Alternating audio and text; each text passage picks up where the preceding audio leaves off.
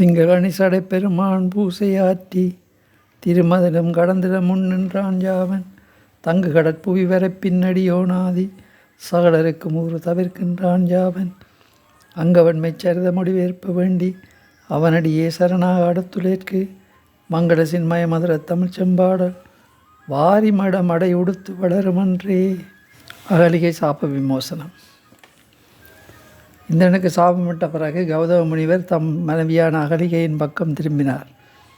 தலை குனிந்த வண்ணம் நிலம் நோக்கி நிற்கும் அவளை நோக்கி, பெண்ணே, உன்னை நாடி வந்த தேவேந்திரன் என் உருவம் எடுத்து வந்திருந்தாலும் அவன் கூடி மகளும் முறை முதலானவற்றால் உனக்கு பழக்கமான கணவன் அல்ல என்பதை உணர்ந்து கொண்ட பிறகும் அந்த மோக அனுபவத்தின் மதிமயக்கத்தாலும் ஆசையாலும் நீ தொடர்ந்து அவனோடு மனமொத்து கூடி மகிழ்ந்து அவன் கைகளுக்குள் கல்லை போல கிடந்தாய். அதனால் நீ கருங்கல்லாக மாறக்கடவாய் என்று சாபமிட்டார். அதை கேட்டது மகளையை துடிதுடித்தாள். சங்குகள் அணிந்த கைகள் கலகல போடுங்கின. பூச்சரம் போன்ற புத்தளங்கண்களும் குழந்தை போன்ற மழலை பேச்சுக்களும் கொங்கு மொட்டுகள் போன்ற கொங்கைகளும் வாய்ந்த அகலியை அப்படியே கல்லாகி போய் காலம் முழுவதும் கிடப்போமா என்று கலங்கி பதறி தன் குற்றத்தை மன்னிக்கும்படி கெஞ்சி அழுதாள். அவளுடைய வேண்டுகோளுக்கு இணங்கி முனிவரும் ஓரளவு மனம் இறங்கினார்.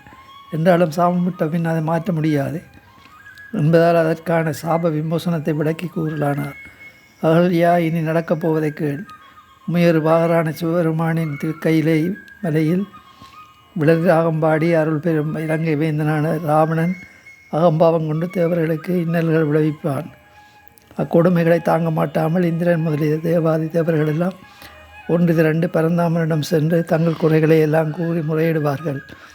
அப்போது மகாவிஷ்ணு அவர்களை பார்த்து, தேவாதி தேவர்களே, என்னுடைய உருவத்தில் 4 அம்சங்களாகி தசரத மகாராஜனிடம் புதல்வர்களாக பூலோகத்தில் நான் அவதரித்து ராவணனை ஒழிப்பேன். அச்சமயம் நீங்கள் குரங்குகளாக பிறந்து வனங்களிலும் மனங்களிலும் மலைகளிலும் சஞ்சரிப்பீர்களாக என்று கூறி அருள்வார். அதன்படியே தசரத மகாராஜன் புத்திர பாக்கியத்தை விரும்பி கல்லை கோட்டு மகாமுனிவரை கொண்டு புத்திர காமோட்டி யாகத்தை செய்வான். அந்த யாகத்திலிருந்து ஒரு தெய்வ புருஷன் தோன்றி அவிர்ப்பாகத்தை கொடுப்பான். அது 4 பாகங்களாகி தசரத சக்கரவர்த்தி தன் மனைவிகளுக்கு கொடுப்பாள். அதை அவர்கள் புசித்து கருத்தரிப்பார்கள். அவர்களில் கௌசல்யை ஸ்ரீராமனையும் கைகேயி லட்சுமணனையும் சுமந்திரை பரத சத்ருக்கரையும் புத்திரர்களாக பெறுவார்கள். அப்புத்திரர்கள் சகல கதைகளிலும் தேர்ந்து வளர்ந்து வரும் சமயத்தில் விஸ்வாமித்திர முனிவர் தசரதனின் அரசவைக்கு வந்து, அரசனே, நான் ஒரு யாகம் செய்ய ஆரம்பித்திருக்கிறேன். அதற்கு பல அசுரர்களாலும் ஏற்படக்கூடிய இன்னல்களை எதிர்த்து போராடி நீக்குவதற்கு அது புத்திரனை செல்வமான ராமனுடன் அனுப்பி வைக்க வேண்டும் என்று தசரதரிடம் கூறுவார். அதை கேட்டதும் இடியோசை கேட்ட நாகம் போல தசரத மன்னன் மிகவும் மனம் கலங்கி, முனிவர் பெருமானே, என் மகன் ராமன் இன்னும் பால்மனம் மாறாத பச்சிலம் பாலகனாக இருக்கிறான். அசுரர்களால் மாயையில் கைதேர்ந்தவர்கள். அவர்களை என் சின்ன சிறு பாபனால் ஜெயிக்க முடியுமா? ஆகையால் அவனை அனுப்பும்படியாக கேட்பது தங்களுக்கு நியாயமாக தோன்றுகிறதா என்று பலவிதமாகவும் தசரதன் மன்றாடுவான். ஆனால் அதற்கெல்லாம் விஸ்வாமித்திரர் மகியாதவராகி ராமனை தன்னுடன் அனுப்பியே தீர வேண்டும் என்று விடாப்பிடியாக கூறுவார். அதை கேட்டதும் தசரத மன்னன் உடலை விட்டு பிரியும் உயிர் போல பொறுகிழங்கி வேறு வழி ஒன்றும் புலனாகாமல் சுய நினைவுகளை இழந்து மூச்சித்து விடுவான். உடனே ராமச்சந்திரமூர்த்தி தன் தந்தைக்கு தேற்றி, என் அருமை தந்தையே, அசுரர்களால் எனக்கு தீமைகள் விளையும் என்று நானே நீங்கள் மனம் பொறுமுகிறீர்கள்.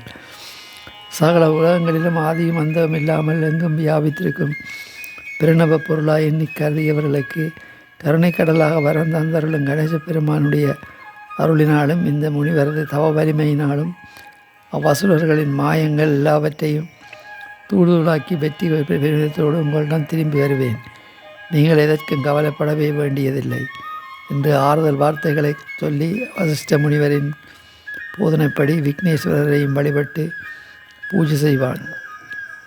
விநாயகக் கடவுள் அவருக்கு தரிசனம் அளித்து, ராமா நீ வேண்டிய வரைஞ்சாது என்று கேட்பார்.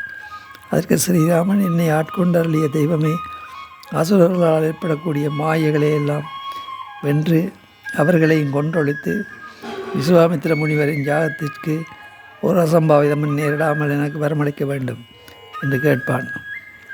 அதுக்கு விநாயகர் அவ்வாறே ஆகுக என்று வரம் தந்தருளி, ராமனே நீ என்னை பக்தி சிரத்தையோடு.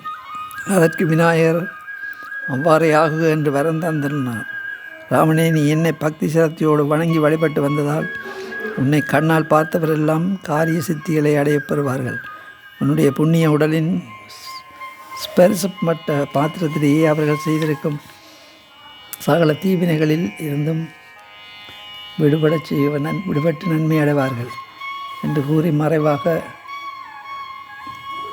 அம்மாதிரியான வரத்தை அடைந்த ஸ்ரீராமன் விஸ்வாமித்திரரோடு செல்லும் வழியில் நீ பாறைக்கல் கிடக்கிற இடத்துக்கு வரும்போது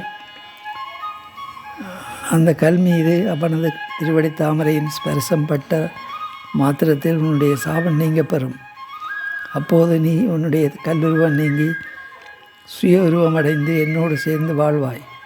இவ்வாறு கௌதம முனிவர் தம் மனைவியிடம் கூறவும் அகலியை அதை கேட்டு பெருமகிழ்ச்சி அடைந்தவளாக அந்த விராடியை கற்சிலையாக உருமாறினாள். திங்கரணி சடப்பெருமான் பூசையாற்றி திருமதலும் கடந்திட முன்னின்றான் யாவன், தங்கு கடற்புவிவரப்பின் நெடியோனாதி சகலருக்கும் ஒரு தவிர்க்கின்றான் யாவன், அங்கவன்மை சேர்ந்த மொழிபெயர்ப்ப வேண்டி அவனடியே சரணாக அடுத்துலேற்கு மங்களசின் மயமதுர தமிழ் செம்பாடல் வாரிமட மடை உடுத்து வளருமன்றே.